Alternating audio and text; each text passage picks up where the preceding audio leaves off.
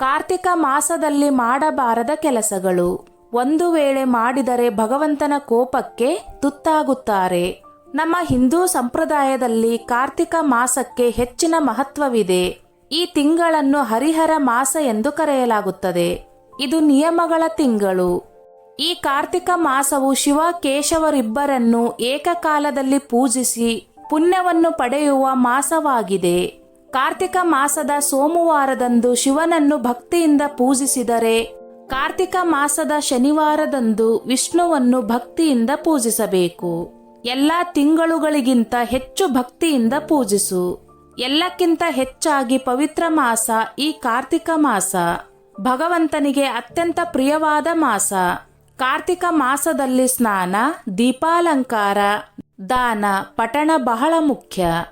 ಈ ಕಾರ್ತಿಕ ಮಾಸದಲ್ಲಿ ಶಿವನನ್ನು ಭಕ್ತಿಯಿಂದ ಪೂಜಿಸುವವರಿಗೆ ಪರಮಾತ್ಮನ ಕೃಪೆ ಖಂಡಿತ ಸಿಗುತ್ತದೆ.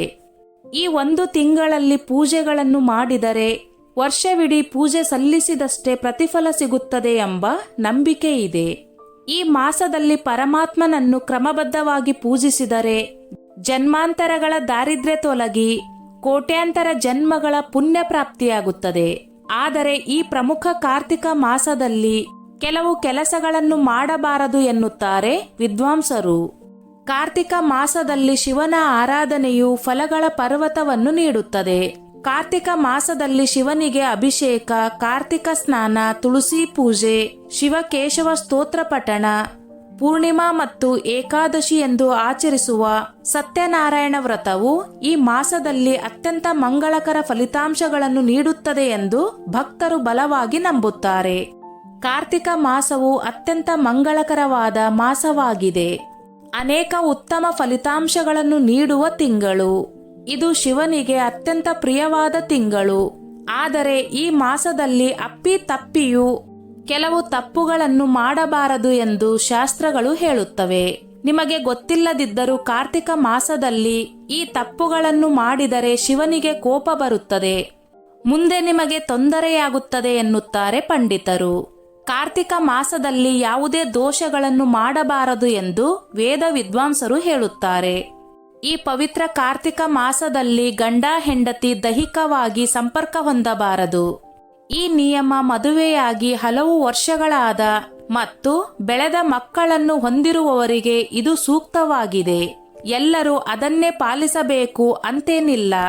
ಇದು ನಿಮ್ಮ ವೈಯಕ್ತಿಕ ಜೀವನ, ನಿಮ್ಮ ವೈಯಕ್ತಿಕ ವಿಷಯಗಳು, ನಿಮ್ಮ ಆಯ್ಕೆಯನ್ನು ಅವಲಂಬಿಸಿರುತ್ತದೆ. ಇಡೀ ತಿಂಗಳು ಬ್ರಹ್ಮಚರ್ಯವನ್ನು ಆಚರಿಸಲು ಸಾಧ್ಯವಾಗದವರು ಕಾರ್ತಿಕ ಸೋಮವಾರ, ಏಕಾದಶಿ, ದ್ವಾದಶಿ ಮತ್ತು ಪೌರ್ಣಮಿ ದಿನಗಳಲ್ಲಾದರೂ ಬ್ರಹ್ಮಚರ್ಯವನ್ನು ಆಚರಿಸಬೇಕು. ಪವಿತ್ರ ಕಾರ್ತಿಕ ಮಾಸದಲ್ಲಿ ಮಹಿಳೆಯರು ಮನೆಯಲ್ಲಿ ಅಳಬಾರದು. ಸಂತೋಷವಾಗಿರಿ, ಇದು ಶಿವನನ್ನು ಮೆಚ್ಚಿಸುತ್ತದೆ. ಅಲ್ಲದೆ ಕಾರ್ತಿಕ ಮಾಸದಲ್ಲಿ ಮಹಿಳೆಯರು ಮನೆಯನ್ನು ಸ್ವಚ್ಛವಾಗಿಟ್ಟುಕೊಳ್ಳಬೇಕು. ಪತಿ ಪತ್ನಿಯರು ಶಾಂತಚಿತ್ತರಾಗಿ ಪಾರ್ವತಿ ಪರಮೇಶ್ವರಿಯನ್ನು ಸಾಧ್ಯವಾದಾಗಲೆಲ್ಲ ಒಟ್ಟಿಗೆ ಪೂಜಿಸಬೇಕು. ಹಾಗೆಯೇ ಕಾರ್ತಿಕ ಮಾಸದಲ್ಲಿ ಸೂರ್ಯೋದಯವಾಗುವವರೆಗೂ ಮಲಗಬಾರದು. ಬೆಳಗ್ಗೆ ಆದಷ್ಟು ಬೇಗ ಎದ್ದು ಸ್ನಾನ ಮಾಡಿ ಶಿವನ ಪೂಜೆ ಮಾಡಿ. ಹಾಗೆಯೇ ಕಾರ್ತಿಕ ಮಾಸದಲ್ಲಿ ಮಹಿಳೆಯರು ಹಗಲಿನಲ್ಲಿ ಮಲಗಬಾರದು. ಅಲ್ಲದೆ ಕಾರ್ತಿಕ ಮಾಸದಲ್ಲಿ ಪುರುಷರು ಕಟಿಂಗ್ ಮಾಡಬಾರದು. ಗಡ್ಡವನ್ನು ಕೂಡ ಕಟಿಂಗ್ ಮಾಡಬಾರದು. ಕಾರ್ತಿಕ ವ್ರತಗಳು ತಿಂಗಳಾದರೂ ನೆಲದ ಮೇಲೆ ಮಲಗಬೇಕು. ತಲೆಗೆ ಎಣ್ಣೆ ಹಾಕಬೇಡಿ. ಕಾರ್ತಿಕ ವ್ರತವನ್ನು ನಿಯಮಗಳನ್ನು ಅನುಸರಿಸಬೇಕು. ನಾನು ಈ ನಿಯಮಗಳನ್ನು ಪಾಲಿಸುತ್ತೇನೆ ಎಂದು ದೇವರಿಗೆ ಹೇಳಿ ಕಾರ್ತಿಕ ವ್ರತವನ್ನು ಪ್ರಾರಂಭಿಸಬೇಕು. ಉಪವಾಸ ಮಧ್ಯದಲ್ಲಿ ಮುರಿದರೆ ಬಹಳಷ್ಟು ತೊಂದರೆಗಳು ಉಂಟಾಗುತ್ತವೆ. ಆದ್ದರಿಂದ ನೀವು ಅದನ್ನು ಅನುಸರಿಸಬಹುದೇ ಎಂದು ಮೊದಲೇ ಯೋಚಿಸಿ ಮತ್ತು ನಂತರ ದೇವರಿಗೆ ನಿಯಮಗಳನ್ನು ಹೇಳಿ. ನಾವು ತಿಂಗಳ ದಿನಗಳನ್ನು ಮಾಡಲು ಸಾಧ್ಯವಿಲ್ಲ ಎಂದು ಭಾವಿಸುವವರಿಗೆ ಈ ನಿಯಮಗಳನ್ನು ನೆನಪಿಡಿ. ಪಾಡ್ಯಮಿ, ಹುಣ್ಣಿಮೆಯ ದಿನ, ಏಕಾದಶಿ ದಿನ ಮತ್ತು ಕೊನೆಯ ದಿನ ಮಾಡಬಹುದು ಎಂದುಕೊಂಡವರು 1 ತಿಂಗಳು ಮಾಡಿ, ಅಥವಾ 4 ಸೋಮವಾರ, ಹುಣ್ಣಿಮೆ ಮತ್ತು ಪೂರ್ಣ ಫಲಿತಾಂಶವನ್ನು ಪಡೆಯಿರಿ. ವಿಶೇಷವಾಗಿ ಮಹಿಳೆಯರು ಕಾರ್ತಿಕ ಮಾಸದಲ್ಲಿ ದೀಪಗಳನ್ನು ಹಚ್ಚುತ್ತಾರೆ. ಕಾರ್ತಿಕ ಸೋಮವಾರ, ಹುಣ್ಣಿಮೆ, ಏಕಾದಶಿ ಎಂದು ದೇವಸ್ಥಾನಗಳಲ್ಲಿ ದೀಪಗಳನ್ನು ಬೆಳಗಿಸುತ್ತಾರೆ. ಆದರೆ ಹಾಗೆ ಮಾಡಬೇಡಿ, ಅದು ತುಂಬಾ ತಪ್ಪು.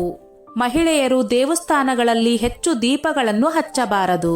ಅಂದರೆ ದೇವಸ್ಥಾನದಲ್ಲಿ ದೀಪಗಳನ್ನು ಬೆಳಗಿಸಲು ಬಯಸಿದಾಗ ಹೆಚ್ಚು ದೀಪಗಳನ್ನು ಹಚ್ಚುವ ಬದಲು 1 ಅಥವಾ 2 ದೀಪಗಳನ್ನು ಹಚ್ಚಿದರೆ ಸಾಕು. ಹಾಗಿದ್ರೆ ದೇವಸ್ಥಾನದಲ್ಲಿ ಎಲ್ಲರಿಗೂ ದೀಪ ಹಚ್ಚಲು ಸ್ಥಳವಿರುತ್ತದೆ. ದೀಪಗಳನ್ನು ಹಚ್ಚಲು ಸಾಧ್ಯವಾಗದಿದ್ದರೂ ಹೊಗೆಯಾಡುತ್ತಿರುವ ದೀಪಕ್ಕೆ ಎಣ್ಣೆ ಹಾಕಿ ಅಥವಾ ಒತ್ತಿದರೆ ದೀಪ ಬೆಳಗುತ್ತದೆ. ಆದ್ದರಿಂದ ಇದನ್ನು ನೆನಪಿಡಿ. ಈ ಮಾಸದಲ್ಲಿ ವಿಶೇಷವಾಗಿ ಶಿವನನ್ನು ಪೂಜಿಸಿ ಭಕ್ತಿಯಿಂದ ಪೂಜೆಯನ್ನು ಮಾಡಿದರೆ ಸಕಲ ಪಾಪಗಳು ನಿವಾರಣೆಯಾಗುತ್ತದೆ ಎಂಬ ನಂಬಿಕೆ ಇದೆ. ಬಯಸಿದ ಇಷ್ಟಾರ್ಥಗಳನ್ನು ಪೂರೈಸಲು ಮತ್ತು ಎಲ್ಲವೂ ಚೆನ್ನಾಗಿ ನಡೆಯಲು ಕಾರ್ತಿಕ ಮಾಸದಲ್ಲಿ ಮಾಡಬಾರದ ಕೆಲವು ಕೆಲಸಗಳಿವೆ. ಮೊದಲನೆಯದು ಮಾಂಸಾಹಾರ. ಪದ್ಮ ಪುರಾಣವು ನಮಗೆ 1 ತಿಂಗಳ ಕಾಲ ಮಾಂಸವನ್ನು ತಿನ್ನಬಾರದು ಎಂದು ಹೇಳುತ್ತದೆ.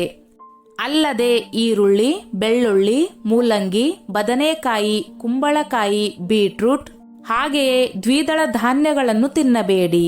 ಅಲ್ಲದೆ ಎಳ್ಳು ಮತ್ತು ಹರವೆ ಸೊಪ್ಪು ತಿನ್ನಬೇಡಿ. ಕಾರ್ತಿಕ ಮಾಸದಲ್ಲಿ ವಿಶೇಷವಾಗಿ ಭಾನುವಾರದಂದು ತೆಂಗಿನಕಾಯಿ ಆಮ್ಲವನ್ನು ತೆಗೆದುಕೊಳ್ಳಬಾರದು ಎಂದು ಹಿರಿಯರು ಹೇಳುತ್ತಾರೆ. ಇತರರು ಶುಂಠಿ ತಿನ್ನಬೇಡಿ. ಹಾಗೆಯೇ ಕಾರ್ತಿಕ ವ್ರತವನ್ನು ಆಚರಿಸುವವರು 3 ಹೊತ್ತು ಊಟ ಮಾಡಬಾರದು. 1 ಹೊತ್ತಿನ ಊಟವನ್ನು ಮಾತ್ರ ತೆಗೆದುಕೊಳ್ಳಬೇಕು. ಉಳಿದ ಸಮಯದಲ್ಲಿ ಹಾಲು ಮತ್ತು ಹಣ್ಣುಗಳನ್ನು ಮಾತ್ರ ಸೇವಿಸಬೇಕು. ಅಲ್ಲದೆ ನೀವು ಹಾಸಿಗೆಯ ಮೇಲೆ ಮಲಗುವ ಬದಲು ನೀವು ನೆಲದ ಮೇಲೆ ಮಲಗಬೇಕು. ಆದಷ್ಟು ಅನಾವಶ್ಯಕ ಮಾತುಗಳನ್ನಾಡದೆ ಮೌನ ವಹಿಸಿ ಶಿವನ ನಾಮಸ್ಮರಣೆ ಮಾಡಬೇಕು. ಕಾರ್ತಿಕ ಮಾಸದಲ್ಲಿ ತುಳಸಿ ಪೂಜೆಗೆ ಬಹಳ ಮಹತ್ವವಿದೆ. ಈ ಮಾಸದ ಶುಕ್ಲ ಪಕ್ಷ ಏಕಾದಶಿಯ ದಿನದಂದು ತುಳಸಿ ಕಲ್ಯಾಣವನ್ನು ಮಾಡಲಾಗುತ್ತದೆ. ಆದ್ದರಿಂದ ಈ ಸಮಯದಲ್ಲಿ ತುಳಸಿಯನ್ನು ಪೂಜಿಸುವುದರಿಂದ ಜೀವನದಲ್ಲಿ ಸಂತೋಷ ಮತ್ತು ಸಮೃದ್ಧಿಯನ್ನು ತರುತ್ತದೆ. ಆದ್ದರಿಂದ ಈ ಮಾಸದಲ್ಲಿ ತುಳಸಿ ಪಡೆಗಳನ್ನು ಯಾವುದೇ ಸಂದರ್ಭದಲ್ಲೂ ಕತ್ತರಿಸಬಾರದು. ಈ ಮಾಸದಲ್ಲಿ ಶಿವ ಅಷ್ಟೋತ್ತರ, ಲಿಂಗಾಷ್ಟಕಂ, ಬಿಲ್ವಾಷ್ಟಕಂ ಮತ್ತು ಶಿವ ಸ್ತೋತ್ರಗಳ ಆಚರಣೆಯು ಸಕಲ ಐಶ್ವರ್ಯವನ್ನು ತರುತ್ತದೆ. ಕಾರ್ತಿಕ ಮಾಸದಲ್ಲಿ ನದಿ ಸ್ನಾನ ಮಾಡುವುದರಿಂದ ಜೀವನದಲ್ಲಿ ಸುಖ, ಸಂಪತ್ತು, ಆರೋಗ್ಯ ಮತ್ತು ಮಾನಸಿಕ ನೆಮ್ಮದಿ ದೊರೆಯುತ್ತದೆ. ಕಾರ್ತಿಕ ದೀಪದ ತುಳಸಿ ಪೂಜೆಯು ನೆಲದ ಮೇಲೆ ಮಲಗುವುದು, ಕಾಳುಗಳನ್ನು ತ್ಯಜಿಸುವುದು ಮತ್ತು ಆಹಾರದಲ್ಲಿ ಮಿತವಾಗಿರುವುದನ್ನು ಒಳಗೊಂಡಿರಬೇಕು. ಕಾರ್ತಿಕ ಮಾಸದಲ್ಲಿ ತುಳಸಿ ಮುಂದೆ ದೀಪವನ್ನು ಹಚ್ಚುವ ಮೂಲಕ ಶ್ರೀಹರಿ ವಿಷ್ಣು ಪ್ರಸನ್ನನಾಗುತ್ತಾನೆ. ಯಶಸ್ವಿಯಾಗಿ ಪೂಜೆಯು ಪೂರ್ಣಗೊಳ್ಳಲಿದೆ. ದೇವರ ಆಶೀರ್ವಾದವನ್ನು ಕೋರಿ ಕೈಗೊಳ್ಳುವ ಯಾವುದೇ ಕಾರ್ಯಕ್ರಮವು ಯಶಸ್ವಿಯಾಗಿ ಪೂರ್ಣಗೊಳ್ಳುತ್ತದೆ. ಕಾರ್ತಿಕ ಮಾಸದಲ್ಲಿ ಈ ತಪ್ಪುಗಳು ಆಗದಂತೆ ಎಚ್ಚರಿಕೆ ವಹಿಸಿದರೆ ನಿಮ್ಮ ಪೂಜೆಗೆ ಫಲ ಸಿಗುತ್ತದೆ. ಭಗವಂತ ಪ್ರಸನ್ನನಾಗುವನು. ಮತ್ತು ಕೇಳಿದ ನಂತರ ಕಾರ್ತಿಕ ಮಾಸದಲ್ಲಿ ನಾವು ಹೇಳಿದ ಈ ತಪ್ಪುಗಳನ್ನು ಮಾಡಬೇಡಿ. ಆ ಪರಮಾತ್ಮನ ಕೃಪೆಗೆ ಪಾತ್ರರಾಗಿ ಜೀವನದಲ್ಲಿ ಸುಖವಾಗಿ ಬಾಳಿ. ಓಂ ನಮಃ ಶಿವಾಯ. ಆ ದೇವರು ಎಲ್ಲರಿಗೂ ಒಳ್ಳೆಯದನ್ನೇ ಮಾಡಲಿ.